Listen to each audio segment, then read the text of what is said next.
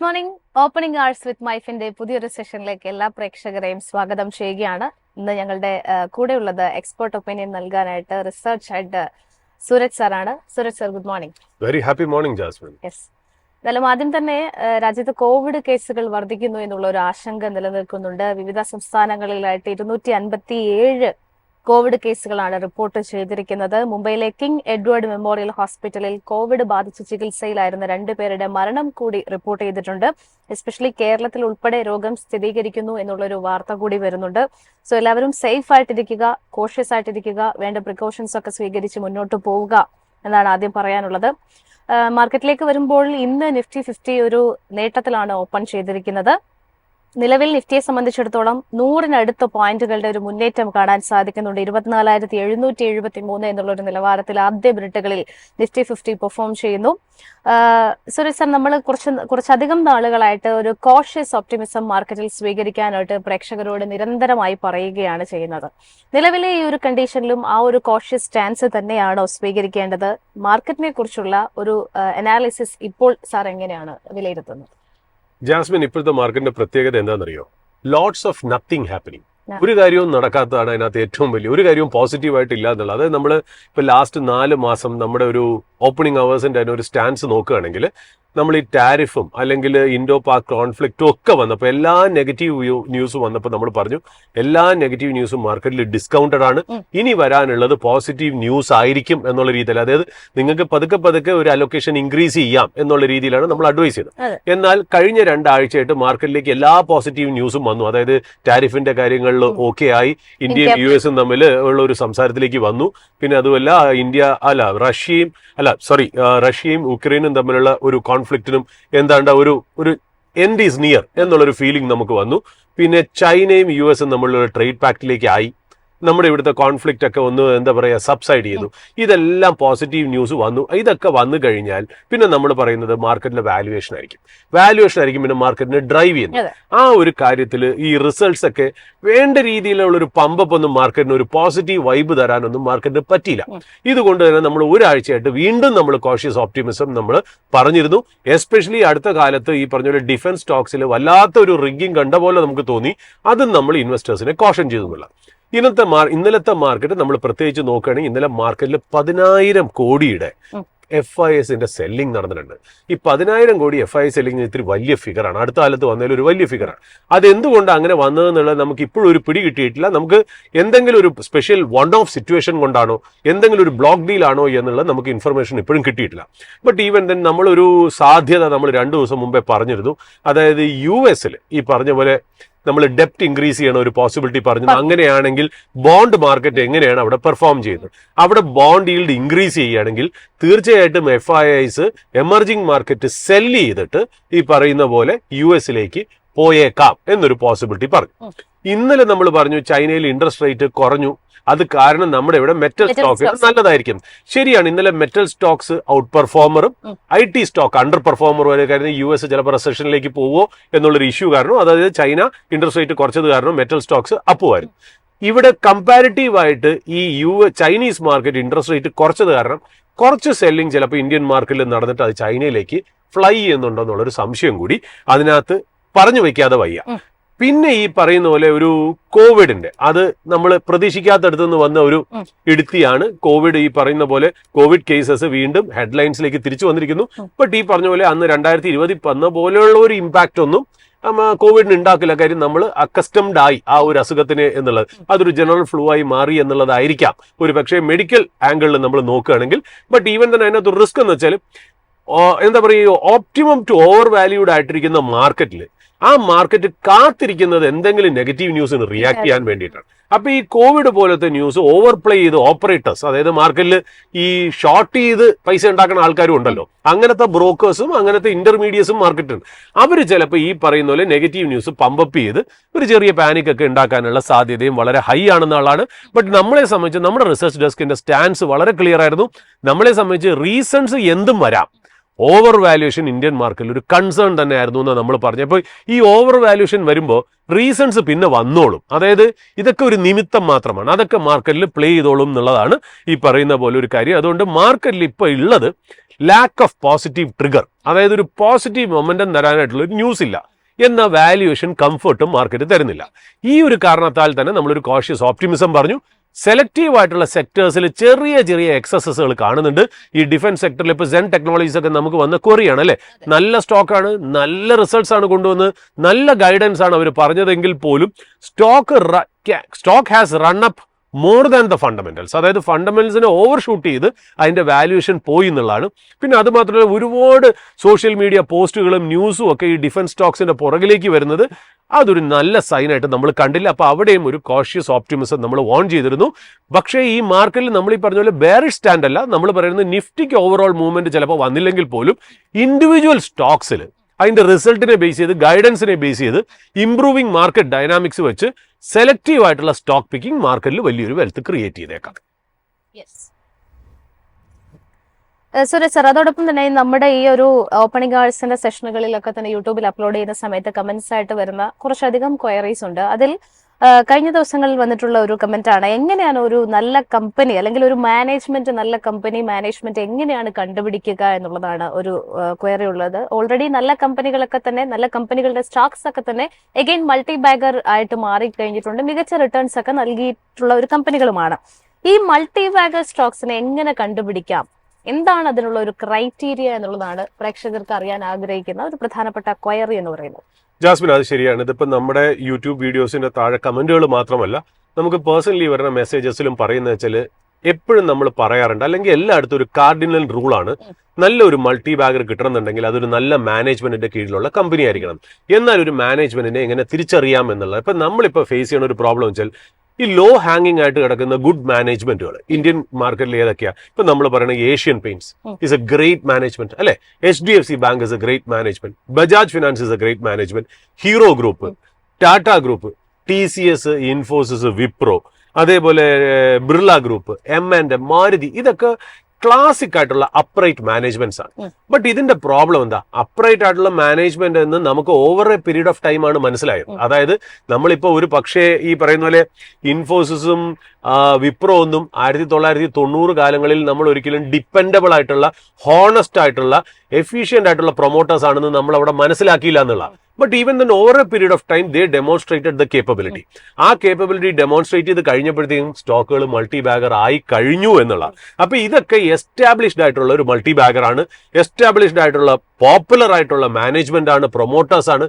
അപ്പൊ ഇതിൽ ഈ പറയുന്ന പോലെ ഇനി ഒരു മൾട്ടി ബാഗർ സ്റ്റോക്ക് ആവാൻ ഇതിന് യാതൊരു നിർവാഹവുമില്ല. ഇവരൊക്കെ ഒരു കോമ്പൗണ്ടേഴ്സ് ആണ്. കോമ്പൗണ്ടേഴ്സ് എന്ന് പറഞ്ഞാൽ നമ്മുടെ എന്താ പറയുക, ഇൻവെസ്റ്റ് ചെയ്ത മണി ഒരു 12%, 14%, 18% ഗ്രോ ചെയ്യുന്ന സ്റ്റഡി കോമ്പൗണ്ടേഴ്സ്. കാര്യം ഇതെല്ലാം ഒരു എന്താ പറയുക, ഒരു ഓപ്റ്റിമം വാല്യുവേഷൻ, അതായത് ഡിസർവിംഗ് ആയിട്ടുള്ള വാല്യുവേഷൻ ടു ഓവർ വാല്യുവേഷനിൽ റേഞ്ചിലാണ് ഇത് ട്രേഡ് ചെയ്യണം എന്നുള്ള.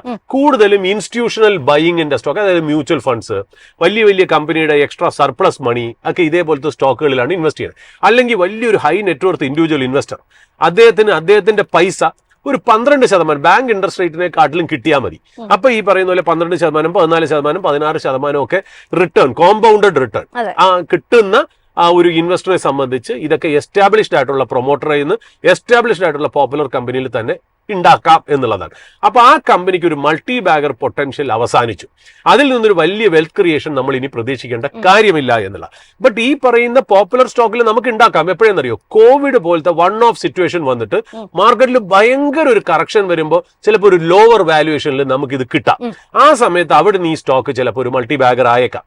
രണ്ടാമത്, അവർ ഓപ്പറേറ്റ് ചെയ്യുന്ന ഇൻഡസ്ട്രി വളരെ മോശമായിട്ട് നിൽക്കുകയാണെങ്കിൽ ചിലപ്പോൾ ഒരു ടെമ്പററി ആയിട്ട്, ഇപ്പൊ നമ്മൾ പറയില്ല ഇൻഫോസിസ്, വിപ്രോ ഒക്കെ ചില US-ലെ ചില സാഹചര്യങ്ങൾ കാരണം ഭയങ്കരമായിട്ട് ഡിപ്രസ്ഡ് ആണ്. ഇപ്പൊ US റിസഷനിലേക്ക് പോകണ IT സ്റ്റോക്സ് ഒക്കെ ഭയങ്കരമായിട്ട് ഇടിയാ. ചിലപ്പോൾ ആ ഒരു വാല്യുവേഷൻ ഇന്ന് ചിലപ്പോൾ നിങ്ങൾക്ക് വീണ്ടും ഒരു ഭേദപ്പെട്ട ഒരു കോമ്പൗണ്ടറിനെക്കാട്ടിലും കൂടുതൽ രീതിയിലുള്ള ഒരു റിട്ടേൺ കിട്ടാനുള്ള ചാൻസുകൾ അതിനകത്തുണ്ട്. അല്ലാണ്ട് ഒരു മൂന്നാമതൊരു സിറ്റുവേഷൻ വരുന്നത്, ഏതെങ്കിലും കമ്പനിക്ക് ഒരു വൺ ടൈം സിറ്റുവേഷൻ, എന്തെങ്കിലും ഒരു നെഗറ്റീവ് വൺ ടൈം ആയിട്ട് വന്നു, അത് കാരണം സ്റ്റോക്ക് ഭയങ്കരമായിട്ട് താഴേക്ക് പോയി. അവിടുന്ന് ചിലപ്പോൾ ഈ പറഞ്ഞ പോലെ പോപ്പുലർ ലാർജ് കമ്പനീസ് മേടിച്ചാലും ഒരു ഭേദപ്പെട്ട റിട്ടേൺ, എങ്കിലും ഒരു മൾട്ടി ബാഗ് റിട്ടേൺസ് പോസിബിൾ അല്ല. എന്നാലും കോമ്പൗണ്ടിങ്ങിനെക്കാളും ഭേദപ്പെട്ട, നേരത്തെ പറഞ്ഞ ഒരു 14-16 ചില സന്ദർഭങ്ങളിൽ ഒരു 20-25-30% വരെ നമുക്ക് ഒരു കോമ്പൗണ്ടഡ് റിട്ടേൺ കിട്ടാം എന്നുള്ളതാണ്. ബട്ട് എങ്ങനെയാണ് ഒരു പുതിയൊരു മാനേജ്മെന്റിനെ കണ്ടുപിടിക്കുന്നത്? അതായത് പഴയ മാനേജ്മെന്റ് ഒക്കെ ഹിസ്റ്ററി, ഇനിയിപ്പോ നമ്മൾ ഹിസ്റ്ററി ഈസ് ഗോൺ. അതായത് നമ്മൾ എപ്പോഴും പറയില്ലേ, നമ്മൾ ഒരു സേയിങ് ഉണ്ട്, അതായത് things are clearer in the rare view mirror. ഒരു കാറിന്റെ റെയർ വ്യൂ മിററിൽ നിങ്ങൾ പാസ് ചെയ്ത് പോയ കാര്യങ്ങളൊക്കെ മനസ്സിലാക്കാം. But it is the windshield that we need to negotiate. ഇനി മുന്നോട്ടുള്ള കാര്യങ്ങളാണ് നെഗോഷിയേറ്റ് ആണ്. അതുപോലെ ഒരു മൾട്ടി ബാഗർ സ്റ്റോക്കിന്റെ ട്രേറ്റ് എന്താണെന്നറിയോ? മൾട്ടി ബാഗർ സ്റ്റോക്ക് നമ്മൾ എപ്പോഴും നോക്കുകയാണെങ്കിൽ റിലേറ്റീവ്ലി ഒരു അൺനോൺ കമ്പനി ആയിരിക്കും. അതായത് ഒരു അൺലൗഡ് സെക്ടർ, അൺപോപ്പുലർ കമ്പനി, അല്ലെങ്കിൽ ഒരു ടേൺ അറൗണ്ട് കമ്പനി, അല്ലാണ്ട് ഭയങ്കര നെഗറ്റീവായിട്ട് നിന്ന് അല്ലെങ്കിൽ ബാങ്കിന്റെ ഇൻസോൾവൻസിയിലൊക്കെ പോയിട്ട് തിരിച്ചു വരുന്ന കമ്പനി. അപ്പൊ ഇങ്ങനത്തെ അൺയൂഷ്വൽ സർക്കംസ്റ്റൻസിൽ നിന്നാണ് ഒരു കമ്പനി ജനറേറ്റ് ചെയ്ത് വരുന്നത്. മനസ്സിലായി? നമ്മൾ ആരും ശ്രദ്ധിക്കില്ല ഈ കമ്പനി അവിടെ കിടക്കുന്നത്. പതുക്കെ പതുക്കെ നമ്മൾ പിന്നെ അതിന്റെ ആദ്യത്തെ കയറ്റം കാണുമ്പോൾ അതിനെ വിശ്വസിക്കൂല. പിന്നെ അത് കഴിയുമ്പോൾ നമ്മൾ അതിനെക്കുറിച്ച് നെഗറ്റീവ് പറഞ്ഞു തുടങ്ങും. പിന്നെ അത് കഴിഞ്ഞ് നമ്മൾ അത് മേടിക്കാൻ പുറകെ നടക്കും. അങ്ങനത്തെ രീതിയിലാണ് ഇതിന്റെ ഒരു ഗ്രാഫ് പോണത്. എന്റെ 25 കൊല്ലത്തെ എക്സ്പീരിയൻസ് വെച്ച് ഞാൻ അങ്ങനെയാണ് കണ്ടിരിക്കണേന്നുള്ള. സാധാരണ അതിന് നമ്മൾ ഈ വാറൻ ബഫേ തന്നെ പറഞ്ഞിട്ടുണ്ട്. അദ്ദേഹം പറയുന്നത് സ്റ്റോക്കുകൾ അല്ലെങ്കിൽ ബിസിനസ്സുകളെ 3 കാറ്റഗറി ആയിട്ടാണ് ഇടുന്നത്: ഗ്രേറ്റ്, ഗുഡ്, ഗ്രൂസം. ഗ്രേറ്റ് എന്ന് പറഞ്ഞാൽ high top class companies. Good എന്ന് പറയുന്നത് ടോപ്പ് ക്ലാസ് കമ്പനീസിന്റെ ജസ്റ്റ് താഴെ നിൽക്കുന്ന കമ്പനീസ് ആണ് ആ ഗുഡ് എന്ന് പറയുന്ന ബാസ്കറ്റിൽ വരും. ഗ്രൂസം എന്ന് പറയുന്നത് മോശമായിട്ടുള്ള ഒരു സിറ്റുവേഷനിൽ കിടക്കുന്ന സ്റ്റോക്കാണ്. എപ്പോഴാണ് ഒരു മൾട്ടി ബാഗർ ഉണ്ടാവുക വെച്ചാൽ ഈ ഗ്രൂസമീന്ന് ഗുഡും ഗുഡിൽ നിന്ന് പ്രൊമോട്ട് ചെയ്ത് ഗ്രേറ്റും ആവുമ്പോഴാണ് ആ സ്റ്റോക്കിൽ വലിയൊരു വെൽത്ത് ക്രിയേറ്റ് ചെയ്യണമെന്നത്. അപ്പൊ അങ്ങനത്തെ റിലേറ്റീവ്ലി അൺനോൺ, അൺലൗഡ്, അൺനോട്ടീസ്ഡ് ആയിട്ടുള്ള കമ്പനികളിലാണ് സാധാരണ ഈ പറയുന്ന ഒരു മൾട്ടി ബാഗർ ഉദിച്ചു. അതായത് നമ്മളിപ്പോ സംസാരിച്ചുകൊണ്ടിരിക്കുമ്പോൾ ഒരു മൾട്ടി ബാഗർ എവിടെയോ ഒളിച്ചിരിപ്പുണ്ട് എന്നാണ് നമ്മൾ അതിനകത്ത് പറയുക സാധാരണ. ഓക്കെ, പിന്നെ ഇത് കൂടുതലും ഫസ്റ്റ് ജനറേഷൻ ഓണ്ടർപ്രനർ കമ്പനി ആയിരിക്കും. ഇപ്പൊ ഇൻഫോസിസും വിപ്രോ ഒക്കെ അന്ന് വന്നപ്പോ അസിം പ്രേംജിയും ഈ പറഞ്ഞ നാരായണമൂർത്തിയൊക്കെ അന്ന് ഫസ്റ്റ് ജനറേഷൻ ഓണ്ടർപ്രനർ ആയിരുന്നു. അന്ന് ടാറ്റയും ബിർളയും റിലയൻസും ഒക്കെ മാത്രം ഫേമസ് ആയിട്ടുള്ള മാർക്കറ്റിലേക്കാണ് ഇവർ വരുന്നത്. അന്ന് നമ്മൾ അവരെ ട്രസ്റ്റ് ചെയ്തിരുന്നില്ല. പിന്നെയാണ് ട്രസ്റ്റ് ബിൽഡപ്പ് ചെയ്ത് വന്നത്. ഇപ്പൊ അതാ ഡിക്സൺ അടുത്ത കാലത്ത് വന്നു. അബാർ ഇൻഡസ്ട്രീസ് ഒക്കെ ലാസ്റ്റ് 5 ഇയേഴ്സിൽ ഭയങ്കരമായിട്ട് വെൽത്ത് ക്രിയേറ്റ് ചെയ്ത സ്റ്റോക്ക്. അതിന്റെ ഒന്നും മാനേജ്മെന്റിന് നമ്മൾ ഇപ്പോഴും പോപ്പുലർ അല്ല എന്നുള്ള. ബജാജ് ഫിനാൻസ് 2009-10 കാലഘട്ടത്തിൽ ഈ സഞ്ജീവ് ബജാജ്, രാജീവ് ജെയിൻ എന്നൊക്കെ പറഞ്ഞ ആ കോമ്പിനേഷൻ ഉണ്ടല്ലോ. നമ്മൾ ശരിക്കും പറഞ്ഞാൽ ആ സമയത്ത് ഒരു മൾട്ടി ബാഗറായിട്ട് മാറും. ബജാജ് ഫാമിലി ഫേമസ് ആയിരുന്നെങ്കിൽ പോലും ഒരു ഫസ്റ്റ് ജനറേഷൻ ഓണ്ടർപ്രനർ, അതായത് ഒരു 40 വയസ്സ് 55 വയസ്സ് ആ ഒരു ലെവലിലാണ് ഇത് സാധാരണ വരുന്നത്. ഇതെല്ലായിടത്തും ഒരുപോലെ വരണം എന്നല്ല ഞാൻ പറഞ്ഞ, ഒരു ട്രേറ്റ് ആണ് ഞാൻ ഈ പറയണമെന്നുള്ളത്. അപ്പോൾ എങ്ങനെയാണ് അങ്ങനത്തെ ഒരു മാനേജ്മെന്റ് നമ്മൾ ഐഡന്റിഫൈ ചെയ്യുന്നത്? കാര്യം ഐഡന്റിഫൈ ചെയ്യാൻ നമ്മൾ ഒരാളുടെ ജാതകം വെച്ചിട്ട് നമുക്ക് പറയാൻ പറ്റില്ലല്ലോ. അല്ലെങ്കിൽ നമുക്കൊരു എന്താ പറയുക, നമ്മളൊരു ഫ്യൂച്ചർ സ്പെക്കുലേഷൻ എടുക്കാനും പറ്റില്ല. ബട്ട് എങ്ങനെ നമുക്ക് ഐഡന്റിഫൈ ചെയ്യാം? ഇത് ഈ പറയുന്ന പോലെ ഒരു കമ്പനിയുടെ, അത് നമുക്ക് ശരിക്കും പറഞ്ഞാൽ ഐഡന്റിഫൈ ചെയ്യാനായിട്ട് ഒരു മാർഗ്ഗമുണ്ട്. അത് ഫുൾ പ്രൂഫ് മാർഗം എന്നല്ല, ഒരു ചെറിയൊരു മാർഗ്ഗമുണ്ട്. അതായത് നമ്മുടെ ഈ ഒരു കമ്പനിയുടെ ബാലൻസ് ഷീറ്റ്, അതിന്റെ profit and loss statement, cash flow statement, ഇതാണ് 3 ഫിനാൻഷ്യൽ സ്റ്റേറ്റ്മെന്റ്. ഈ ഫിനാൻഷ്യൽ സ്റ്റേറ്റ്മെന്റ് നമ്മുടെയൊക്കെ ജാതകം എന്ന് പറയും പോലെ, ഞാനൊരു കൊളോക്കിയലായിട്ട് ഞാൻ പറയാം, നമ്മുടെ ജാതകം നോക്കിക്കഴിഞ്ഞാൽ നമ്മൾ ഭാവി, ഭൂതം, വർത്തമാനം ഒക്കെ പറയില്ലേ, അതേപോലെ ഒരു കമ്പനിയുടെ balance sheet, financial statements speak for it self എന്നാണ്. അതിലൊരു 10 കമാൻഡ്മെന്റ്സ് നമ്മൾ ആലോചിക്കുകയാണെന്ന് വെച്ചോളൂ. അതായത് എന്തൊക്കെ ഫിനാൻഷ്യൽസ് ഡെമോൺസ്ട്രേറ്റ് ചെയ്യണ കമ്പനി, ആ ഫിനാൻഷ്യൽസ് ഡെമോൺസ്ട്രേറ്റ് ചെയ്യുന്ന കമ്പനി, ആ ക്വാളിറ്റീസും ആട്രിബ്യൂട്ട്സും ക്യാരക്ടേഴ്സും ഡെമോൺസ്ട്രേറ്റ് ചെയ്യുന്ന കമ്പനി തീർച്ചയായിട്ടും ഒരു ഗുഡ് മാനേജ്മെന്റ് ആയിരിക്കും എന്നുള്ളത്. ആ 10 എണ്ണം എന്താണെന്നുള്ളതാണ് നമുക്ക് നോക്കാം. ഒന്നാമത്തെ കാര്യം നമ്മൾ ഈ പറയുന്ന പോലെ സ്റ്റോക്ക് തന്നെ. അതായത് ഈ സ്റ്റോക്ക് ഓപ്പറേറ്റ് ചെയ്യുന്ന സെക്ടർ ഉണ്ടല്ലോ, ആ സെക്ടറിന്റെ ഓപ്പർച്യൂണിറ്റി വളരെ ഹൈ ആയിരിക്കും. എന്നാൽ ആ സെക്ടറിന്റെ മാർക്കറ്റ് ലീഡർ ചെറിയ മാർക്കറ്റ് ക്യാപ്പ് ആയിരിക്കും. ഇപ്പൊ ഉദാഹരണത്തിന് നമ്മുടെ ഇപ്പൊ ഇവിടെ ഇന്ത്യൻ മാർക്കറ്റിൽ നമ്മളിപ്പോ നോക്കുകയാണെങ്കിൽ ഇപ്പോൾ 2-3 വാല്യൂ എഡീഷൻസ് വരുന്നത് നമ്മൾ നോക്കുകയാണെങ്കിൽ ലോജിസ്റ്റിക് സെക്ടർ, അല്ലെങ്കിൽ ടെക്സ്റ്റൈൽ സെക്ടർ, ഓക്കെ, അല്ലെങ്കിൽ എന്താ പറയുക മീഡിയ ആൻഡ് എന്റർടൈൻമെന്റ് സെക്ടർ. ഇപ്പൊ മീഡിയ ആൻഡ് എന്റർടൈൻമെന്റ് സെക്ടർക്ക് നമ്മൾ നോക്കുകയാണെങ്കിൽ ശരിക്കും പറഞ്ഞാൽ എന്റർടൈൻമെന്റ് ആൻഡ് മീഡിയ നമ്മുടെ രക്തത്തിലുണ്ട് അല്ലെ. നമ്മൾ ഈ പറഞ്ഞ പോലെ Bollywood movies, Bollywood songs, Tamil, Tollywood, Mollywood, Telugu cinemas, entertainment, OTT channels, IPL, advertising, music industry, distribution industry, cinema theatre, PVR, ഇതെല്ലാം എന്റർടൈൻമെന്റിലാണ് വരുന്നത്. അത് എന്തൊരു ഓപ്പർച്യൂണിറ്റിയാണ്. ഏതാണ്ട് എല്ലാ മനുഷ്യനും എന്റർടൈൻമെന്റും ഈ മീഡിയ ആയിട്ട് ലിങ്ക്ഡ് ആണ്. ന്യൂസ് ചാനൽസ് ഇതെല്ലാം ലിങ്ക്ഡ് ആണ്. എന്നാൽ പോലും അവിടെ ഒരു ലാർജസ്റ്റ് സ്റ്റോക്ക് അല്ലെങ്കിൽ ബിസിനസ്സിന് തന്നെ മാർക്കറ്റ് ക്യാപ്പ് വളരെ ചെറുതായിരുന്നു. ഞാനൊരു എക്സാമ്പിളിന് വേണ്ടിയിട്ടാണ്, അതായത് സെക്ടറിന്റെ ഓപ്പർച്യൂണിറ്റി 10 lakh crore അതിലെ top most company, largest company 5,000 crore market cap. അപ്പൊ the chances of that small company growing in a larger sector is very high. അതാണ് അതിന്റെ ബേസിക് റൂൾ എന്ന് പറയുന്നത്. അപ്പൊ അവിടെ ആയിരിക്കും ഒരു ചിലപ്പോൾ പറയുന്ന ഒരു നമ്മളിപ്പോ ഉദാഹരണത്തിന് അടുത്ത കാലത്ത് പറയുകയാണെങ്കിൽ 2020 കോവിഡ് വന്നപ്പോൾ ഇന്ത്യ മറ്റേ നമ്മുടെ മേക്ക് ഇൻ ഇന്ത്യ ഇതിൽ PLI സ്കീം കൊണ്ടുവന്നപ്പോൾ മാനുഫാക്ചറിങ് കേപ്പബിലിറ്റി, അതായത് ഇന്ത്യയിൽ ഏറ്റവും കൂടുതൽ ഇമ്പോർട്ട് ചെയ്യുന്നത് നമ്മൾ ഫ്യൂവല്, ഗോൾഡ്, പിന്നെ ഈ പറയുന്ന ഇലക്ട്രോണിക് ഗുഡ്സ്.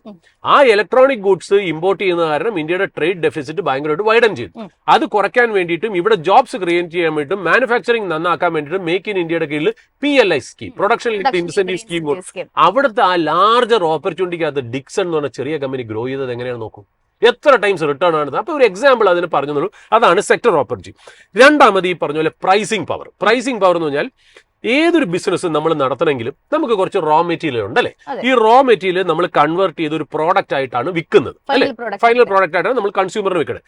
ഈ റോ മെറ്റീരിയൽ പ്രൈസ് പല കാരണങ്ങളാൽ നമുക്കിപ്പോൾ മെറ്റൽ ആയിരിക്കാം, കെമിക്കൽസ് ആയിരിക്കാം, എന്തെങ്കിലും ഒരു ഇൻഗ്രീഡിയന്റ് ആയിരിക്കാം.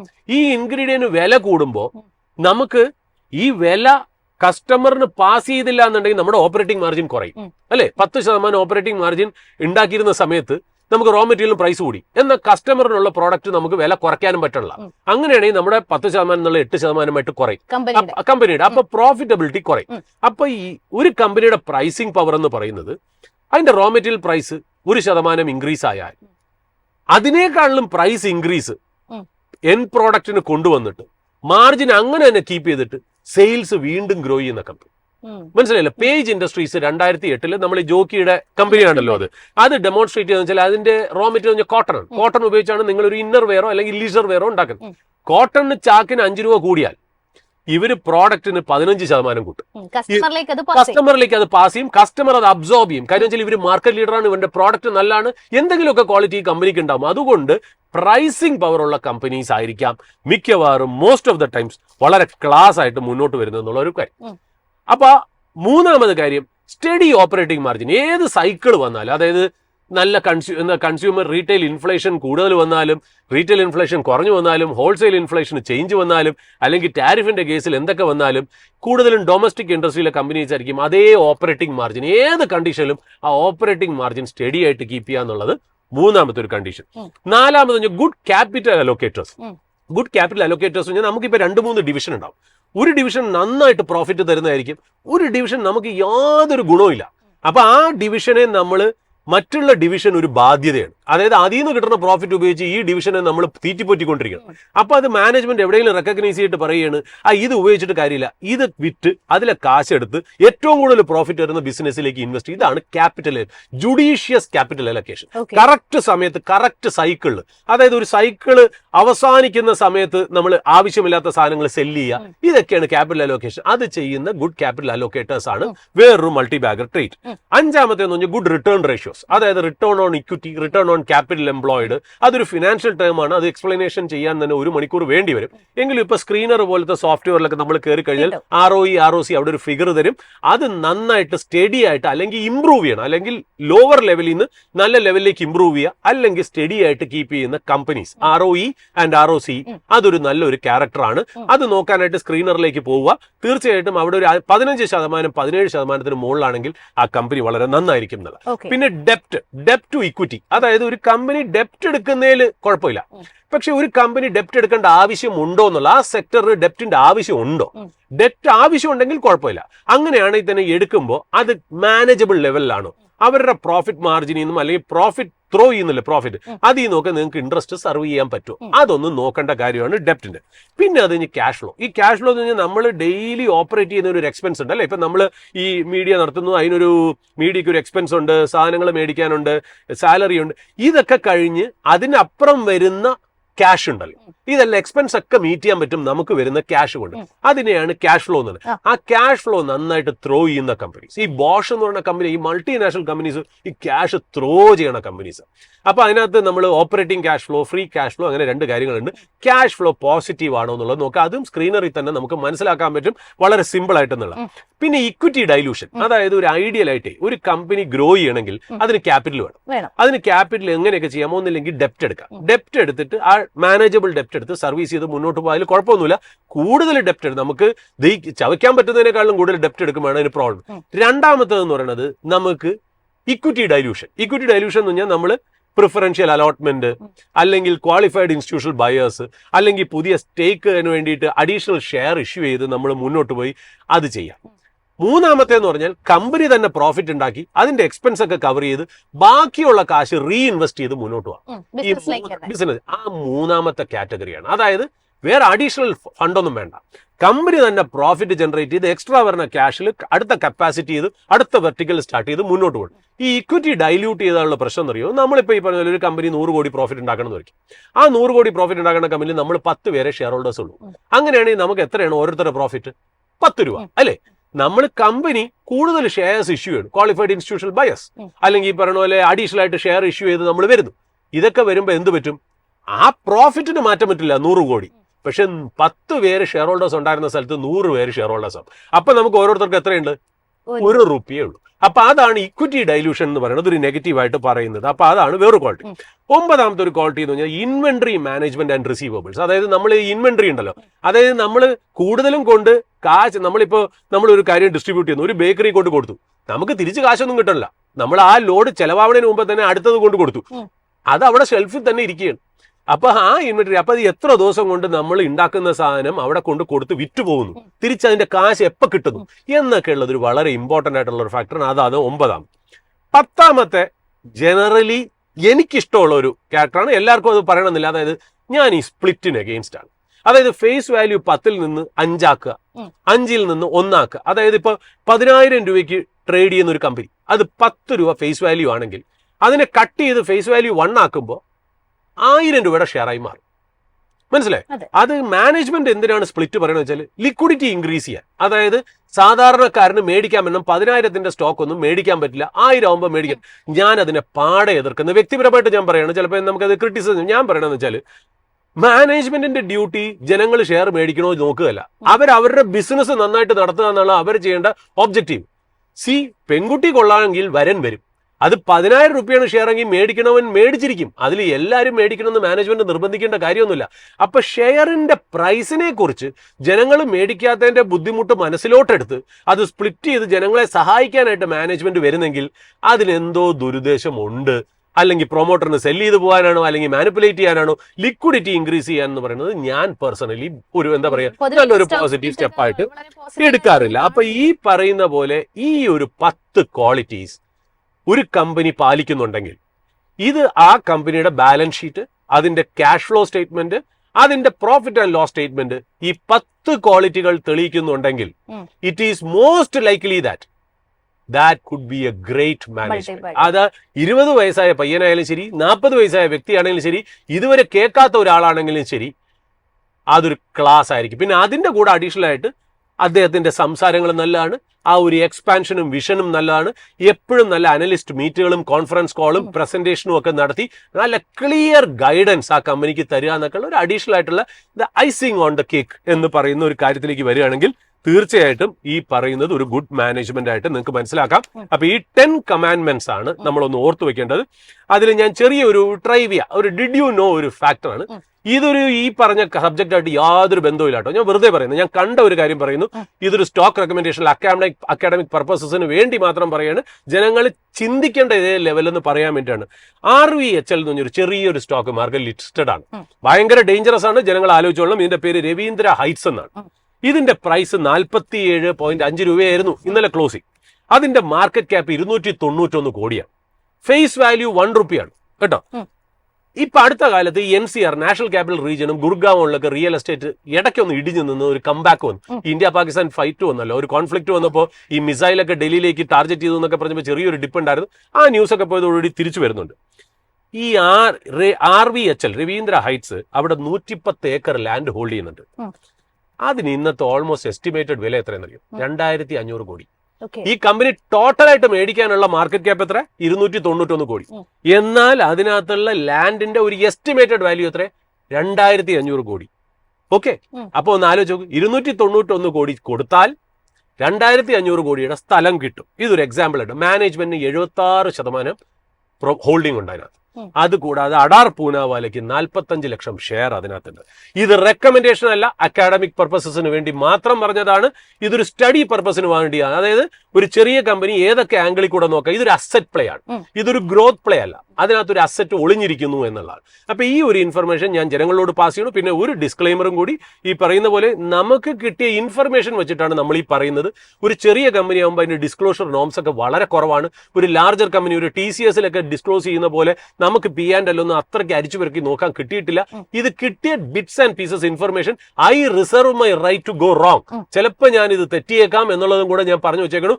അതുകൊണ്ട് ഇതൊരു അക്കാഡമിക് പർപ്പസിന്, സ്റ്റഡി പർപ്പസിന് മാത്രം വയ്ക്കുക. ഞങ്ങൾ ഈ പറഞ്ഞ ഇൻഫർമേഷൻ വെച്ച് നിങ്ങൾ ബൈ ചെയ്യാനോ ട്രേഡ് ചെയ്യാനോ അതിന്റെ പുറകെ പോകാനോ പോകരുത്. അത് തീർച്ചയായിട്ടും ഒരു ഇൻവെസ്റ്റ്മെന്റ് അഡ്വൈസ് അല്ല. നിങ്ങളുടെ ഒരു ഫിനാൻഷ്യൽ അഡ്വൈസർ, രജിസ്റ്റേർഡ് ഇൻവെസ്റ്റ്മെന്റ് അഡ്വൈസറെ കണ്ട് മാത്രം തീരുമാനമെടുക്കുക. ഇത് ജസ്റ്റ് അക്കാഡമിക് പർപ്പസിന് നിങ്ങളുടെ മുന്നിൽ കോട്ട് ചെയ്തു എന്ന് മാത്രം. നമുക്ക് ഈ ഒരു ഓപ്പണിംഗ് അവേഴ്സിന്റെ ഒരു സെഷനിൽ വന്ന കമന്റിനുള്ള ഒരു മറുപടിയാണ്, അല്ലെങ്കിൽ ഒരു ഗുഡ് മാനേജ്മെന്റ് ആയിട്ടുള്ള കമ്പനികൾ ഗുഡ് മാനേജ്മെന്റ് എങ്ങനെ കണ്ടുപിടിക്കാം, അത്തരത്തിൽ നല്ലൊരു മാനേജ്മെന്റ് ആണെങ്കിൽ ആ സ്റ്റോക്ക് മൾട്ടിബാഗർ ആകാനുള്ള ഒരു സാധ്യത എങ്ങനെയാണ്, ഏതൊക്കെ പോയിന്റ്സ് ആണ് നിങ്ങൾ വിലയിരുത്തേണ്ടത്, നിങ്ങളുടെ ഇൻവെസ്റ്റ്മെന്റ് നടത്തുന്നതിന് മുൻപ് വിലയിരുത്തേണ്ടത് എന്നുള്ള ഒരു കാര്യങ്ങളാണ് നമ്മളിവിടെ സൂചിപ്പിച്ചത്. ഏതായാലും നമുക്കിപ്പോൾ മാർക്കറ്റ് ആരംഭിച്ച ആദ്യത്തെ ഒരു 45 മിനിറ്റ്സ് പിന്നിടുകയാണ്. മാർക്കറ്റിന്റെ ലൈവ് അപ്ഡേറ്റ്സിലേക്ക് പോവുകയാണ്. ഏതായാലും ഇനിയിപ്പോൾ മാർക്കറ്റിന്റെ മറ്റ് പ്രധാനപ്പെട്ട ഔട്ട്ലുക്ക് നൽകാനായിട്ട് നമ്മുടെ ഇൻവെസ്റ്റ്മെന്റ് കൺസൾട്ടന്റ് ഹരിപ്രിയ മാം ആണ് ജോയിൻ ചെയ്യുന്നത്. Good morning ma'am. Good morning Jasmine, thank you. Yes, ഏതായാലും നമ്മൾ മാർക്കറ്റിലേക്ക് നോക്കുകയാണെന്നുണ്ടെങ്കിൽ ലാസ്റ്റ് ഒരു 3 ഡേക്ക് ശേഷം ഇന്നൊരു പോസിറ്റീവ് നോട്ടിൽ സ്റ്റാർട്ട് ചെയ്ത് ഗ്രാജുവലി മാർക്കറ്റ് മുന്നോട്ട് പോവുകയാണ്. ഇപ്പോൾ കറന്റ് ടൈമിൽ 172 പോയിന്റുകളുടെ ഒരു നേട്ടം നമുക്ക് നിഫ്റ്റി 50യിൽ കാണാൻ സാധിക്കുന്നുണ്ട്.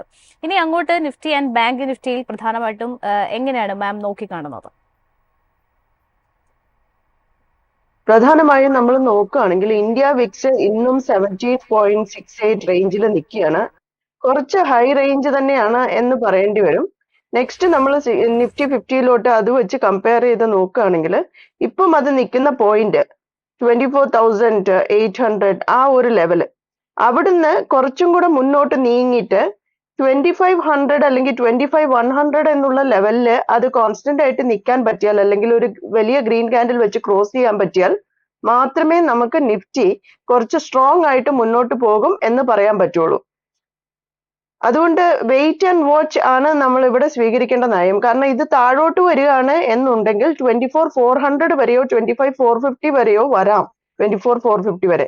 അത് കഴിഞ്ഞത് മുകളിലോട്ട് ഈ 25,100 എന്നുള്ള ലെവലിൽ പിടിച്ചത് മുകളിലോട്ട് പോകാൻ സാധിക്കുകയാണെങ്കിൽ 2600 വരെ പോകാനുള്ള ചാൻസ് ഉണ്ട്. പക്ഷെ നമ്മൾ വെയിറ്റ് ആൻഡ് വാച്ച് ചെയ്യണം ഈ ഒരു ലെവലില്. ഓക്കെ, അഗെയിൻ ബാങ്ക് നിഫ്റ്റിയിലേക്ക് വരുമ്പോഴും നമുക്കിന്ന് 0.5% ഒരു മൂവ്മെന്റ് ഉണ്ട്. 55,246 ട്രേഡ് ചെയ്യുന്നത്. അത് ഏതാ ലെവലിലാണ് ട്രേഡ് ചെയ്തുകൊണ്ടിരിക്കുന്നത്. ഇപ്പൊ നമ്മൾ നോക്കിക്കൊണ്ടിരിക്കുവാണെങ്കിൽ അവിടെ ഒരു നല്ല റെസിസ്റ്റൻസ് ലെവൽ അത് ഫോം ചെയ്തിട്ടുണ്ട് 55,600 എന്നുള്ള ലെവലില്.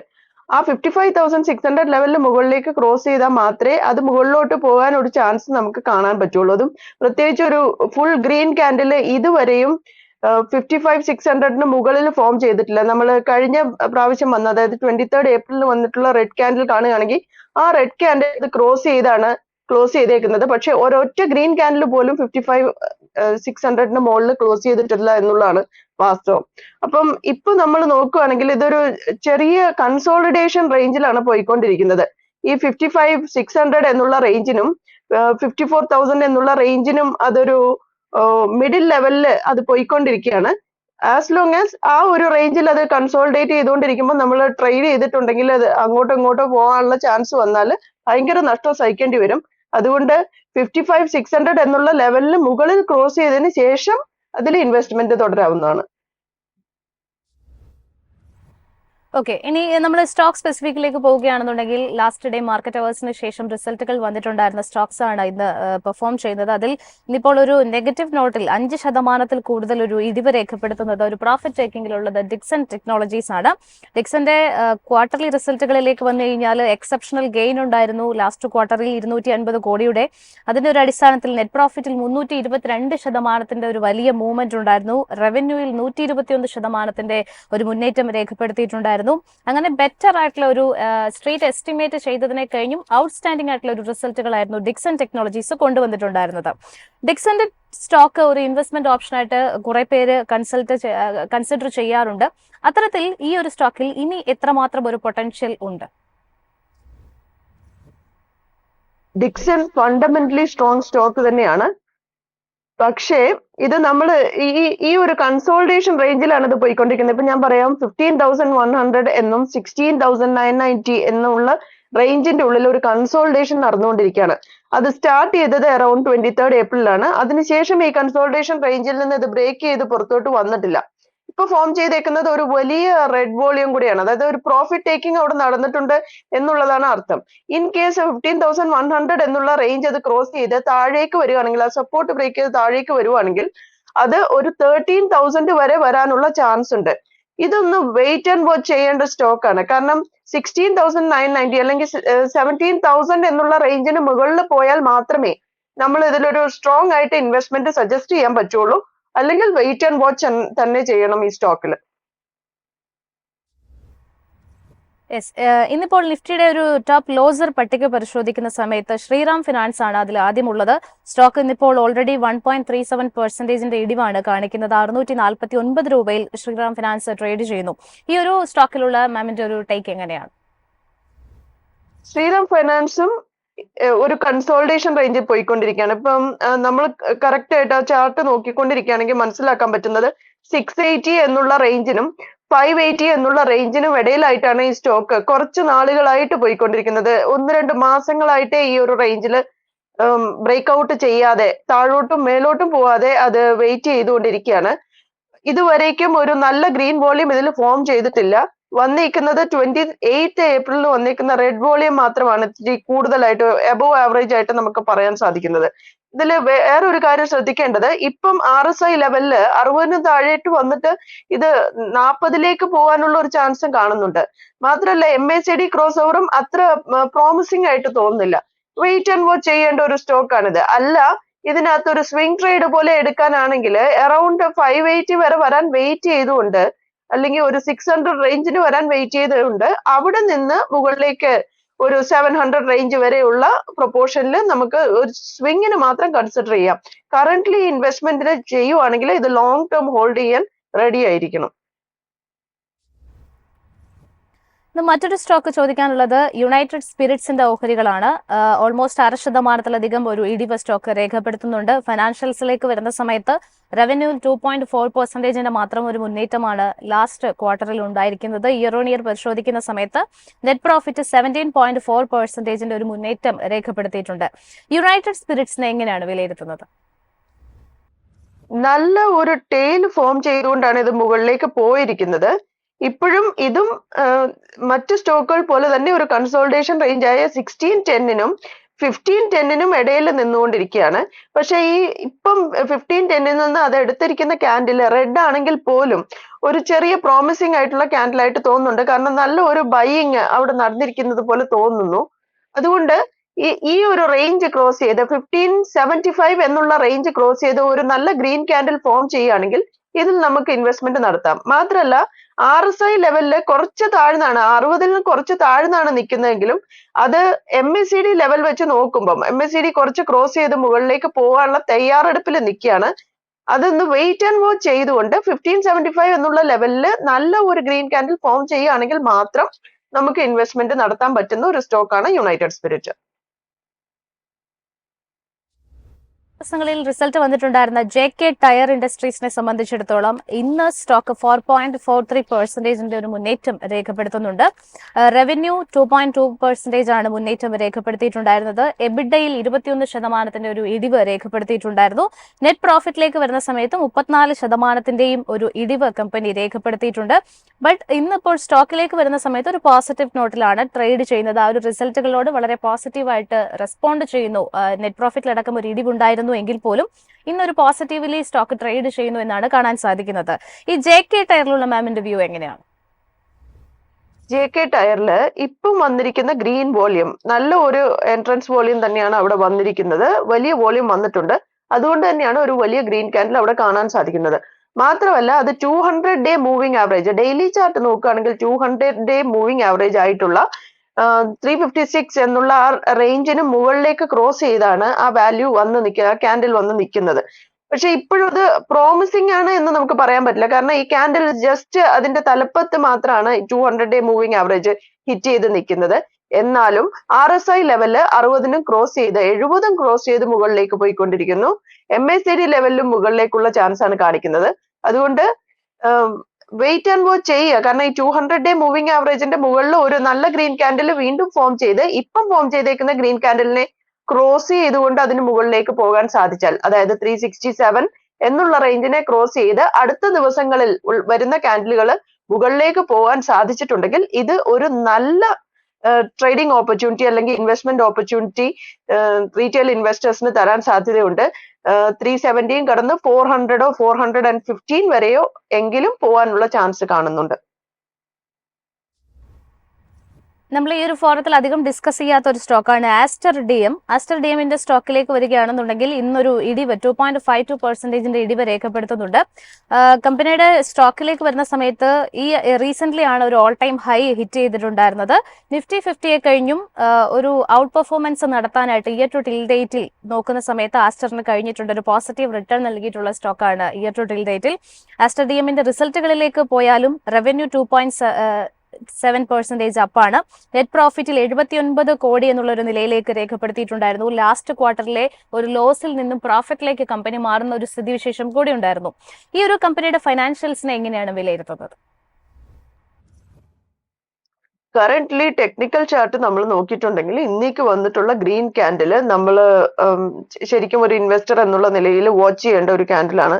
കാരണം ഇതുവരേക്കും ഒരു നല്ല വോളിയം താഴെ വന്നിട്ടില്ല എന്നുള്ളതും പ്രത്യേകം ശ്രദ്ധിക്കണം. ഒരു വലിയ ഇൻവെസ്റ്റർ ഈ സ്റ്റോക്കിൽ നേരത്തെ വന്നിട്ടുള്ളത് 28 മാർച്ച് എന്നുള്ള ഡേറ്റിലാണ്. അതിനുശേഷം ഒരു നല്ല സ്ട്രോങ് ഗ്രീൻ വോളിയം നമുക്ക് കാണാൻ സാധിക്കുന്നത് 15 മെയ് ആണ്. അതിനും ഒരു നല്ല ഗ്രീൻ വോളിയം വന്നിട്ടുണ്ടെങ്കിൽ പോലും ക്യാൻഡില് അത്രയും വലുതായിട്ട് നല്ലൊരു ക്യാൻഡില് മുകളിലേക്ക് പോയിട്ടില്ല.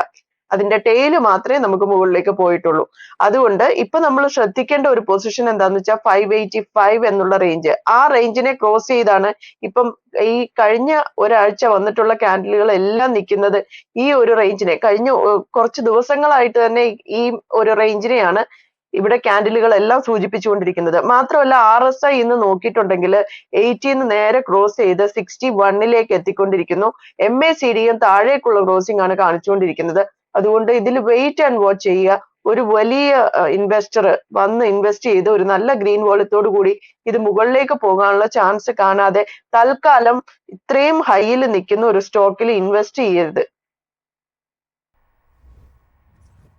ഓക്കെ, അവസാനമായിട്ട് നമ്മൾ വേൾപൂൾ ഓഫ് ഇന്ത്യയുടെ ഓഹരികൾ പരിശോധിക്കുന്ന സമയത്ത് ഒരു 0.5% ഇടിവ് രേഖപ്പെടുത്തുന്നുണ്ട്. ഈ സ്റ്റോക്കിന്റെ ഒരു ഫണ്ടമെന്റൽസ് പരിശോധിക്കുന്ന സമയത്ത് revenue, EBITDA, margin, net profit എന്നിവയിലടക്കം സ്ട്രീറ്റ് എസ്റ്റിമേറ്റ് ചെയ്തതിനെ കഴിഞ്ഞും ബെറ്റർ ആയിട്ടുള്ള ഒരു റിസൾട്ടുകൾ കൊണ്ടുവന്നിട്ടുണ്ട്. ഈ കമ്പനിയുടെ സ്റ്റോക്ക് ഇനിയും മുന്നോട്ട് പോകാനുള്ള ഒരു പൊട്ടൻഷ്യൽ എത്രമാത്രമുണ്ട്, എങ്ങനെയാണ് നോക്കിക്കാണുന്നത്? സ്റ്റോക്ക് കറന്റ്ലി നമ്മൾ ചാർട്ട് നോക്കിയിട്ടുണ്ടെങ്കിൽ ഭയങ്കര കൺഫ്യൂസിംഗ് ആണ്. കാരണം ഈ സ്റ്റോക്കിൽ നല്ല ഗ്രീൻ വോളിയംസ് വന്നിട്ടുള്ളത് 29th 28th ഏപ്രിൽ ആ ടൈം ഫ്രെയിമിലാണ്. അതിനോട് കൂടിയാണ് ഇത് ഒന്ന് കൺസോളിഡേഷൻ റേഞ്ചിലേക്ക് പോയിട്ട്, അതായത് ഒരു റൗണ്ടഡ് ബോട്ടവും ഒരു ചെറിയ കപ്പ് ആൻഡ് ഹാൻഡിൽ പാറ്റേൺ പോലെയും ഒക്കെ നമുക്ക് പറയാൻ പറ്റുന്ന ഒരു പൊസിഷനിലാണ് ഇത് നിൽക്കുന്നത്. ഇപ്പൊ നമ്മൾ നോക്കിക്കാണുന്ന 1338 എന്നുള്ള റേഞ്ച്, അതായത് ഇപ്പൊ ഇത് ട്രേഡ് ചെയ്തുകൊണ്ടിരിക്കുന്ന 1290യിലാണ്. ഇപ്പൊ നമ്മൾ 1338 എന്നുള്ള റേഞ്ച് ക്രോസ് ചെയ്ത് ഒരു നല്ല ഗ്രീൻ ക്യാൻഡിൽ ഫോം ചെയ്യുകയാണെങ്കിൽ ഈ റൗണ്ടഡ് ബോട്ടം ഫോം ചെയ്തതിനനുസരിച്ചുള്ള അപ്വേർഡ് മൂവ്മെന്റ് മുകളിലേക്കും കിട്ടാൻ സാധ്യതയുണ്ട്. ഇവിടെ ഒരു ഗ്യാപ്പ് ഫോം ചെയ്തിട്ടുണ്ട്. മുന്നേ നമ്മളിപ്പം ശ്രദ്ധിച്ചു നോക്കുകയാണെങ്കിൽ 29th ജാനുവരിയിൽ ഫോം ചെയ്തേക്കുന്ന ഒരു ഗ്യാപ്പ് ഉണ്ട്. ആ ഗ്യാപ്പിൽ നിന്ന് അത് താഴെ വന്ന് 31st ജാനുവരിക്ക് വളരെ താഴെ, അതായത് 1043 വരെ വന്നിരുന്നു. അതിനുശേഷമാണ് ഒരു റൗണ്ടഡ് ബോട്ടം ഫോം ചെയ്തേക്കുന്നത്. അവിടെ ഫോം ചെയ്തേക്കുന്ന ആ ഗ്യാപ്പ് ഉണ്ടല്ലോ 1558ൽ നിന്ന് 1200 വരെയുള്ള ആ ഗ്യാപ്പ് ഈ സ്റ്റോക്ക് ഫില്ല് ചെയ്യാൻ സാധ്യതയുണ്ട്. ഈ 1338ന് മുകളിലേക്ക് ഒരു ഗ്രീൻ ക്യാൻഡിൽ വെച്ച് ക്രോസ് ചെയ്ത് പോയിട്ടുണ്ടെങ്കിൽ. ഇതിൽ പ്രത്യേകം ശ്രദ്ധിക്കേണ്ട ഒരു കാര്യം, RSI ഇപ്പൊ ഒരു കൺസോളിഡേഷൻ റേഞ്ച് പോലെ അറൌണ്ട് 60ക്ക് തൊട്ട് മുകളിലായിട്ട് നിന്നുകൊണ്ടിരിക്കുകയാണ്. MACD ക്രോസ് ചെയ്ത് താഴോട്ട് പോകണോ വേണ്ടയോ എന്നും അന്വേഷിച്ചുകൊണ്ടിരിക്കുന്നു എന്ന് തോന്നുന്നു ചാർട്ട് കാണുമ്പോൾ. അതുകൊണ്ട് വെയിറ്റ് ആൻഡ് വാച്ച് ചെയ്യുക. 1338 മുകളിൽ ഒരു നല്ല ഗ്രീൻ ക്യാൻഡിൽ ഫോം ചെയ്യുകയാണെങ്കിൽ മാത്രം ഇതിൽ നിക്ഷേപിക്കാം. Thank you so much ma'am. Thank you. Suresh sir, കഴിഞ്ഞ ദിവസങ്ങളിലൊക്കെ തന്നെ നമ്മൾ മറ്റ് പ്രധാനപ്പെട്ട മാധ്യമങ്ങളിലൊക്കെ തന്നെ ഏറ്റവും അധികം ചർച്ചയായിട്ടുള്ള ഒരു വാർത്തയിലേക്കാണ് പോകുന്നത്. അതായത് മലപ്പുറം കൂരിയാട് പുതിയ 6 വരി ദേശീയപാതയുടെ ഒരു സൈഡ് തകർന്നു വീണിട്ട് ആ സംഭവത്തിൽ റോഡ് നിർമ്മാണത്തിലെ അശാസ്ത്രീയതയൊക്കെ തന്നെ ചർച്ചയായിട്ടുണ്ടായിരുന്നു. അതിന്റെ ഒരു ചർച്ചകളും കാര്യങ്ങളും ഒക്കെ തന്നെ അതിന്റെ വഴിക്ക് നടക്കുന്നുണ്ട്. പക്ഷെ അതിൽ ഏറ്റവും അധികം എടുത്തു പറയേണ്ടത് കൂടുതൽ അപകടങ്ങളൊന്നും ആളപായം ഒന്നും തന്നെ റിപ്പോർട്ട് ചെയ്തിട്ടില്ല. വലിയൊരു അപായമാണ് ഒഴിവായത് എന്നുള്ളതാണ്. പക്ഷേ ആ ഒരു റോഡ് കൺസ്ട്രക്ഷനുമായി ബന്ധപ്പെട്ട് നാഷണൽ ഹൈവേ അതോറിറ്റിക്ക് കീഴിൽ ഹൈദരാബാദ് ബേസ് ചെയ്തിട്ടുള്ള KNR കൺസ്ട്രക്ഷൻസ് ആണ് അവിടുത്തെ ആ നിർമ്മാണം ഏറ്റെടുത്തിരിക്കുന്നത് എന്നുള്ളതാണ് ശ്രദ്ധേയമായിട്ടുള്ളത്. അത് തന്നെയാണ് നമ്മളുടെ ഈ ഒരു ഓപ്പണിംഗ് അവേഴ്സ് എന്നുള്ള ഒരു ഫോറത്തിൽ പ്രേക്ഷകരിലേക്ക്, എസ്പെഷ്യലി ഇൻവെസ്റ്റേഴ്സിന്റെയും ട്രേഡേഴ്സിന്റെയും ഒക്കെ തന്നെ അറിവിലേക്ക് എത്തിക്കുന്ന ഒരു കാര്യം എന്ന് പറയുന്നത്. KNR കൺസ്ട്രക്ഷൻസ് ആണ് അതിന്റെ നിർമ്മാണ ജോലികൾ ഏറ്റെടുത്തിരുന്നത്. ഇന്ത്യയിലെ 12 സംസ്ഥാനങ്ങളിലായിട്ട് ഏതാണ്ട് 8700 ലൈൻ കിലോമീറ്ററിലധികം റോഡ് പ്രോജക്ട് കംപ്ലീറ്റ് ആക്കിയ ഇറിഗേഷൻ ആൻഡ് പൈപ്പ് ലൈൻ തുടങ്ങിയ മറ്റ് പ്രധാന പ്രോജക്റ്റുകളിൽ പങ്കാളികളായ KNR കൺസ്ട്രക്ഷൻ ലിമിറ്റഡ് വളരെയധികം സാധ്യതയുള്ള ഒരു കമ്പനിയായിട്ട് പലപ്പോഴും നമ്മൾ പറയാറുണ്ട്, വിലയിരുത്താറുണ്ട്. ഇന്നലെ ഈ ഒരു സംഭവത്തിന് പിന്നാലെയാണെന്ന് തോന്നുന്നു ഓഹരികളിൽ ഒരു 2% ഇടിവ് നമ്മൾ കണ്ടിട്ടുണ്ടായിരുന്നു. ഈ ഒരു സംഭവത്തിന്റെ ബേസിൽ ഈ ഒരു സ്റ്റോക്കിനെ സാർ എങ്ങനെയാണ് ഒബ്സർവ് ചെയ്യുന്നത്? അത് മാത്രമല്ല, കമ്പനിയുടെ ഒരു പൊട്ടൻഷ്യൽ എന്ന് പറയുന്നത് ഈ വളരെ വലുതാണെന്ന് പലപ്പോഴും നമ്മൾ പല ഫോറത്തിലും സംസാരിച്ചിട്ടുമുള്ളതുമാണ്. ജാസ്മിൻ, ആക്ച്വലി നമ്മൾ ഇന്ന് സ്റ്റോക്ക് ന്യൂസിലെ ഫസ്റ്റ് ന്യൂസ് KNR കൺസ്ട്രക്ഷൻ ആണ്. ജാസ്മിനും അത് നോട്ടീസ് ചെയ്തതിൽ വളരെ സന്തോഷമുണ്ട്. അതായത് ജാസ്മിൻ, എപ്പോഴും നമ്മൾ ഈ ഹൈദരാബാദ് കമ്പനി നോക്കുമ്പോൾ എന്റെ ഒരു എക്സ്പീരിയൻസ് വെച്ച് എനിക്ക് കുറച്ച് പേടിയാണ്. കാര്യം സത്യം സാഗ ഒരു ഹൈദരാബാദ് കമ്പനി ആയിരുന്നു. IVRCL അതൊക്കെ പൊട്ടിയത്. പിന്നെ അത് മാത്രമല്ല, ടെക് ബബിളിന്റെ സമയത്തൊക്കെ ഒരുപാട് എന്താ പറയുക ഫേക്ക് ആയിട്ടുള്ള കുറെ IT കമ്പനീസ് ഉണ്ടായിരുന്നു. അപ്പൊ ഹൈദരാബാദ് എന്ന് കേൾക്കുമ്പോൾ നമുക്ക് ചെറിയൊരു പേടിയുണ്ട്. ആ സ്ഥലത്തിനോടും ജനങ്ങളോടും നമുക്ക് വലിയ ഇഷ്ടമാണ്. പക്ഷെ അവിടുന്ന് വരുന്ന കമ്പനികളുടെ കാര്യമാണ് നമ്മൾ ഈ പറയുന്നത്. IVRCLനെ സംബന്ധിച്ച് സന്തോഷകരമായ കാര്യം ശരിക്കും പറഞ്ഞാൽ ആളപായം ഇല്ല എന്ന് പറയുന്നത്. ബട്ട് സ്റ്റോക്ക് ന്യൂസിൽ നമ്മൾ അത് പറയാൻ കാര്യം എന്ന് വെച്ചാൽ ഇപ്പൊ അതിന്റെ അലഗേഷൻ, അതായത് ഇപ്പോൾ NHAA അതിന് കൊടുത്തുന്ന എക്സ്പ്ലനേഷൻ എന്ന് പറഞ്ഞാൽ മഴ കാരണമാണ് അത് സംഭവിച്ചത്. ഇവിടെ വെള്ളത്തിൽ വരെ പാലം ഉണ്ടാക്കി, നമ്മളിപ്പോൾ അറിയാലോ മുംബൈ ബാന്ദ്ര ഉർലി സീലിംഗ് വരെ ഉണ്ടാക്കിയിരിക്കുന്നത് അങ്ങനെയാണ്. ഈ ഒരു വയലിന്റെ മുകളിൽ കൂടെ പോയത് ഒടിഞ്ഞു വീഴുക എന്ന് പറയുന്നത് തീർച്ചയായിട്ടും പാഠനബിൾ ആയിട്ടുള്ള ഒരു ഇഷ്യൂ അല്ല. അത് മാത്രമല്ല, അവരൊരു 3 മെമ്പർ കമ്മിറ്റി അവർ ഉണ്ടാക്കിയിട്ടുണ്ട് ഇത് ഇൻവെസ്റ്റിഗേറ്റ് ചെയ്യാനായിട്ട് KNR കൺസ്ട്രക്ഷൻസിന് എഗെയിൻസ്റ്റ് ആയിട്ടാണ്. അപ്പോൾ ഈ മഴയുടെ മൺസൂൺ തുടങ്ങിയിരിക്കുന്ന സമയത്ത് ഇതേപോലത്തെ ഒരു ആശങ്ക ഇതേപോലത്തെ ഒരു കൺസ്ട്രക്ഷൻസിൽ വരാൻ ചാൻസ് ഉള്ളതുകൊണ്ട് തന്നെ ഈ പറയുന്ന പോലെ KNR കൺസ്ട്രക്ഷൻസ് അടുത്ത കാലത്തായിട്ട് ഇതൊന്ന് ലൈം ലൈറ്റിൽ നിൽക്കാനുള്ള ചാൻസസ് വളരെ ഹൈ ആണ്. അപ്പൊ അതാണ് ആ കമ്പനിയെ കുറിച്ച് ഒന്ന് സ്റ്റോക്ക് ന്യൂസിൽ പറയാനുള്ളത്. രണ്ടാമത്തേന്ന് പറയുന്നത് തീർച്ചയായിട്ടും ഹോസ്പിറ്റൽ സ്റ്റോക്സും ഡയഗ്നോസ്റ്റിക് സ്റ്റോക്സും നിങ്ങളൊന്ന് വാച്ച് ലിസ്റ്റിൽ വെക്കേണ്ടതാണ്. കാര്യം കോവിഡിന്റെ സംസാരങ്ങൾ തിരിച്ചു വരുന്നു എന്നുള്ള ഒരു കാര്യം കൊണ്ടാണ്. അതുകൊണ്ട് ഈ സെക്ടറിലെ സ്റ്റോക്കുകൾ ഒന്ന് നിങ്ങൾ വാച്ച് ചെയ്യുക. ഹോസ്പിറ്റൽ സെക്ടർ സ്റ്റോക്ക് ഇന്ന് അപ്പോളോ ഹോസ്പിറ്റലിൽ തന്നെ ചെറിയൊരു ഷെയ്ഡ് ഓഫ് ഗ്രീൻ അത് കാണിക്കുന്നുണ്ട് എന്നുള്ള. പിന്നെ അത് കഴിഞ്ഞ് യുണൈറ്റഡ് സ്പിരിറ്റ്സ് ആണ്. ഇപ്പൊ വളരെ നല്ല ഒരു ടെക്നിക്കൽ വ്യൂ പോയിന്റ് ആണ് നമ്മുടെ ഹരിപ്രിയ നമ്മളോട് മുന്നോട്ട് പറഞ്ഞിരുന്നത്. ഈ യുണൈറ്റഡ് സ്പിരിറ്റ്സിന്റെ ശരിക്കും പറഞ്ഞാൽ യുണൈറ്റഡ് സ്പിരിറ്റ്സേ ഡിയാജിയോ എന്ന് പറയുന്ന ഫോറിൻ കമ്പനി ആണ് യുണൈറ്റഡ് സ്പിരിറ്റ്സ് എന്ന് പറയുന്നത്. അവരുടെ വിസ്കി ബ്രാൻഡാണ് ജോണി വാക്കർ, ഫോറിൻ ബ്രാൻഡാണ്. ഇന്ത്യൻ ബ്രാൻഡ്സ് ആയിട്ടുള്ള അവർക്കുള്ള എന്താ പറയുക മെക്ഡവൽസ് ഉണ്ട്, സിഗ്നേച്ചർ ഉണ്ട്, ആന്റിക്വിറ്റി ഉണ്ട്, ബാക്ക് പൈപ്പർ ഉണ്ട്, ബാറ്റ് 69 ഉണ്ട്, ബ്ലാക്ക് ഡോഗ് ഉണ്ട്, സ്മിർനോഫ് ഉണ്ട്. ഇതൊക്കെ ഡിയാജിയോ ഇന്ത്യ യുണൈറ്റഡ് സ്പിരിറ്റ്സിന്റെ ബ്രാൻഡുകളാണ്. ഭേദപ്പെട്ട റിസൾട്ടുകളാണ്. ഫണ്ടമെന്റലി അത് കൊണ്ടുവന്ന് സ്ട്രോങ് ഫണ്ടമെന്റൽസ് ഉള്ള കമ്പനിയാണ്. ഇപ്പൊ ഹരിപ്രിയയുടെ സ്റ്റേറ്റ്മെന്റ്സ് അനുസരിച്ച് ടെക്നിക്കലിയും അത് വാച്ച് ചെയ്യേണ്ട ഒരു സ്റ്റോക്കാണ്. അപ്പൊ അതുകൊണ്ട് യുണൈറ്റഡ് സ്പിരിറ്റ്സ് നിങ്ങളുടെ വാച്ച് ലിസ്റ്റിലേക്ക് വെക്കുന്നു. വീണ്ടും നമ്മൾ പറയുന്നു, ഇവിടുത്തെ ഒരു statutory warning alcohol consumption is injurious to health എന്നുള്ളത്. അതേപോലെ തന്നെ ഈ പറയുന്ന സ്റ്റോക്കും നിങ്ങൾ equity investments are subject to market risk. ഈ പറയുന്ന എല്ലാ ഇൻവെസ്റ്റ്മെന്റ്സും നിങ്ങളൊരു ഫിനാൻഷ്യൽ അഡ്വൈസറെ കണ്ട് മാത്രം ചെയ്യുക. Please consult a SEBI registered investment advisor before making any decision. പിന്നെ അതിന് ഹോസ്പിറ്റൽ സ്റ്റോക്സ് ആയ ഫോർട്ടിസ് നല്ല ഹോസ്പിറ്റൽ പ്ലസ് ഡയഗ്നോസ്റ്റിക് സ്റ്റോറി ആട്ടോ ഈ ഫോർട്ടിസ് എന്ന് പറയുന്നത്. നല്ലൊരു മാർജിൻ ഇംപ്രൂവ്മെന്റും ഒരു ഗുഡ് റിസൾട്ടുമാണ് ഫോർട്ടിസ് കൊണ്ടുവന്നത്. പിന്നെ Aster Medicity good result, Kerala based കമ്പനിയാണ്. ഡിക്സൺ ഓപ്റ്റിക്കലി അത് നല്ലതാണ്, നല്ല റിസൾട്ട് ആണെങ്കിൽ പോലും ഒന്ന് ഡിമാൻഡ് ഗ്രോത്ത് ആ ഇൻഡസ്ട്രിക്ക് ഒന്ന് സ്ലോ ഡൗൺ ആയിട്ട് കാണിക്കുന്നുണ്ട്. അപ്പൊ ആ ഒരു സിനാരിയോ ഇൻവെസ്റ്റേഴ്സ് ഒന്ന് വാച്ച് ചെയ്യണം. സർ, അത് ഡിക്സന്റെ കാര്യം പറഞ്ഞപ്പോഴേ ഞാൻ ഓൾറെഡി അതിന്റെ ഒരു ചാർട്ട് എടുത്ത് വെച്ചിരിക്കുകയായിരുന്നു. ഡിക്സൺ നമ്മൾ കുറെ തവണ സംസാരിക്കാറുള്ള സ്റ്റോക്കാണ്. പക്ഷേ ഇയർ ടു ഡേറ്റിൽ എന്തുകൊണ്ടായിരിക്കും ഒരു നെഗറ്റീവ് റിട്ടേൺ നൽകിയിട്ടുള്ള ഒരു അണ്ടർ പെർഫോമർ ആയിട്ട് സാർ നോക്കുന്നുണ്ടോ? ഞാൻ ഈ പറയുന്ന പോലെ അതൊരു ഒന്നാമത്തെ കാര്യം വെച്ചാൽ അത് നന്നായിട്ട് വാല്യൂഡ് ആയിട്ടുള്ള സ്റ്റോക്കാണ്. അതിനകത്ത് എല്ലാ ന്യൂസും അതിനകത്ത് വന്നു എന്നുള്ള. പിന്നെ ഈ പറയുന്ന പോലെ ഇടയ്ക്ക് അതിനകത്ത് നമ്മൾ ഈ ട്രംപിന്റെ ഇഷ്യൂസ് ഒക്കെ വന്നപ്പോൾ അതിനൊരു ചെറിയൊരു നെഗറ്റീവ് വന്നിരുന്നു.